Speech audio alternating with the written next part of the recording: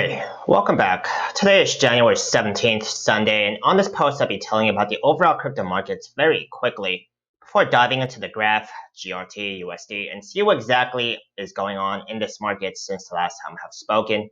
I'll be telling you about the bullish and bearish case scenarios for today, as well as the short-term price prediction on this market according to what I'm seeing on the charts. Before I begin today, if you guys are watching me on YouTube, do subscribe. If you guys are watching me on TradingView, do follow me, as I'll be keeping you updated on the latest crypto setups on my watch list, regardless if it's a good day or a bad day. If you guys do want to support me and don't already have a Webull brokerage account, you guys can use my referral link down below. They're still giving away 4 free stocks upon a successful sign up and a qualifying deposit as of today, and I will also receive a referral bonus if you guys sign up under me. Please also read my full disclaimer below. I am not a financial advisor, and this is not financial advice. I'm purely sharing my own speculations, opinions on this market. I cannot tell you the future, and you should always do your own due diligence before trading or investing in this market, as it's extremely risky and volatile. If you guys have any questions or comments, please do only leave them in the comment section below, but I will get to them a lot faster that way.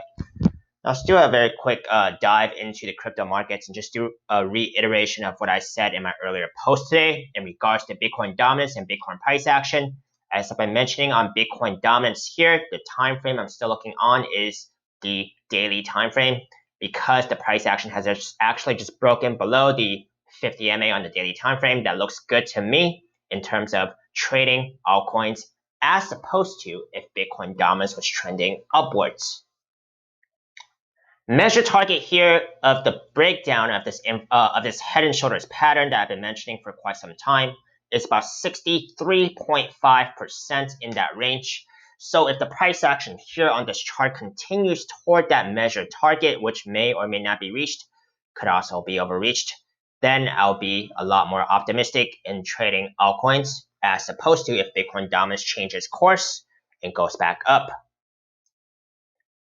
Bitcoin price action, I don't think it's going to do anything too crazy within the next day or two. It's still contained within a smaller symmetrical triangle pattern. The key support I'm looking for here is still the daily 21 MA.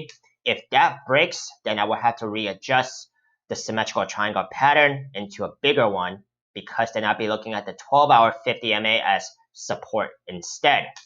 Okay, but in that case, I still don't think I will have to invalidate a symmetrical triangle pattern, as it would just be a bigger symmetrical triangle pattern.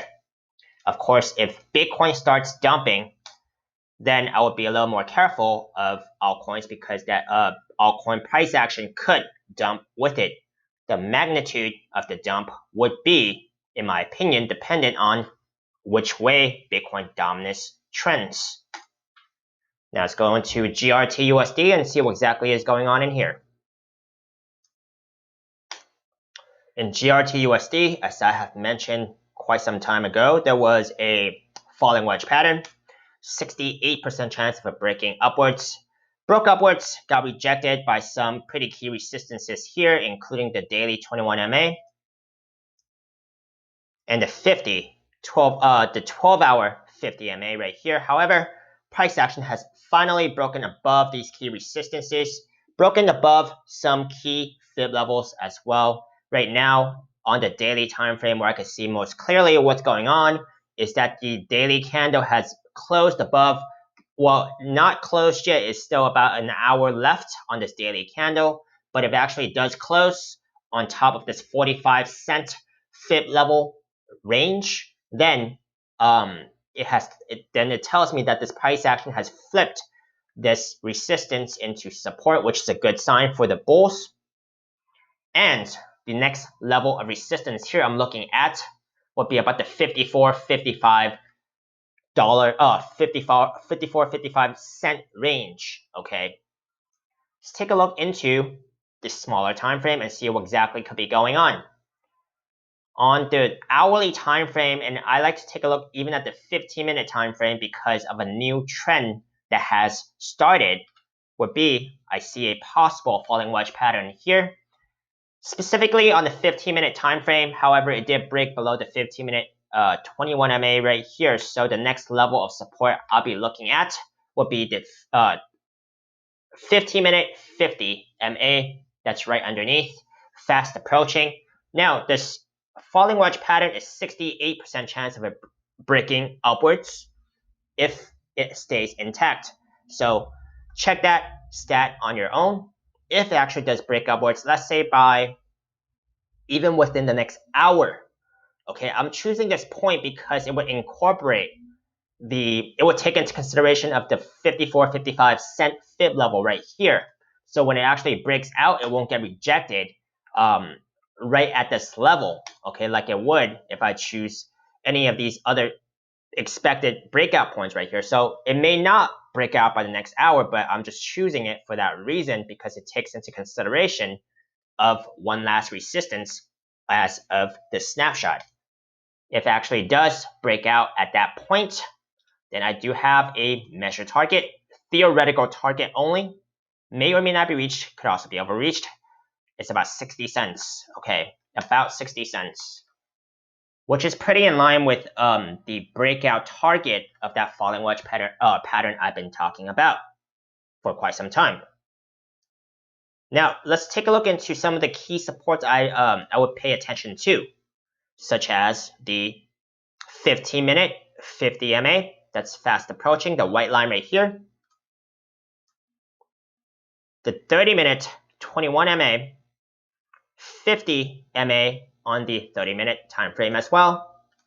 And then I will also consider the hourly 21 MA. Now let's consider the bullish and bearish case scenarios. Bullish case scenario here, I will still be keeping track of the daily time frame, but if the price action breaks out of this falling wedge pattern and go towards this measured target, very small measured target here, about 60 cents, like I said. Theoretical target only. Now, the bearish case scenario, I would have two, okay? Because if the price action breaks down from this falling wedge pattern, then I'll probably be looking at, let's see if this would still fit a falling wedge pattern somewhat, or even a descending channel pattern. If it does break out of this initial estimation here, then it will probably fall back into the 15-minute 50 MA. It would probably be below the 30-minute 21 MA as well. So probably the 30-minute, it just depends on what the price action actually gets a bounce from. And then I will reconsider the next pattern that's not this falling wedge pattern. So that is the bearish case scenario number one. Bearish case scenario number two, which I'll still be considering, because on the daily time frame, the price action has actually just broken on top of this 45 cent level. That was the key resistance in my opinion. If the price action gets rejected at about the 54-55 cent level, the fib level right here, and then retest this 45 cent level in that range and starts getting daily candle closes below this support again, this tells me the price action is flipping the support back into resistance. Could take more time for the price action to break back out. This is on the daily time frame. And it may not be looking as bullish as it does now. So that is what I'm looking for. The key support here would still be about the 45 cent level. If we start getting daily candle closes below this level, we're flipping this support back into resistance. That would look a little more bearish to me in the short term. These are my bullish and bearish case scenarios for today.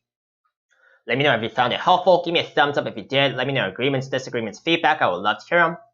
Hope you manage your risk carefully, and if you would like to see any more of my most recently uploaded videos on YouTube, you guys can check out my links up here on YouTube. See you next time.